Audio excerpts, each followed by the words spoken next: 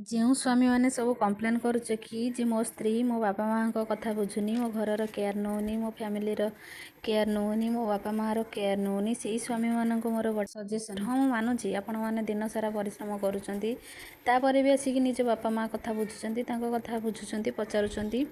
ଏଇଠି ମୁଁ ତାଙ୍କୁ କହିବି, ସେଇ ସମୟ ଭିତରୁ ତାଙ୍କୁ ପଚାରିବା ସହିତ ତମର ଆଉ ଗୋଟିଏ ଫ୍ୟାମିଲି, ଆଉ ଗୋଟିଏ ବାପା ମାଆ ଅଛନ୍ତି, ତାଙ୍କ କଥା ବି ଟିକେ ବୁଝନ୍ତୁ। ହଁ, ମୁଁ କହୁନି ଡେଲି ଫୋନ୍ କରନ୍ତୁ, ଡେଲି ତାଙ୍କ ଘରକୁ ଯାଆନ୍ତୁ, 1 ୱିକ୍ରେ ଥରେ ହେଉ ପଛେ କି 3-4 ଦିନରେ ଥରେ ହେଉ ପଛେ ଗୋଟେ କଲ୍ କରିକି ଆଟଲିଷ୍ଟ ବୁଝିପାରିବେ।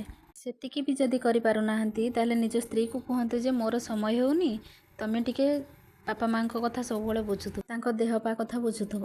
ଏଇଭଳି 1 ମନ୍ଥ କି 2 ମନ୍ଥ କରନ୍ତୁ, ତାପରେ ଆସିକି ମେସେଜ୍ କରନ୍ତୁ ଯେ ରେଜଲ୍ଟ କ'ଣ ଆସିଲା।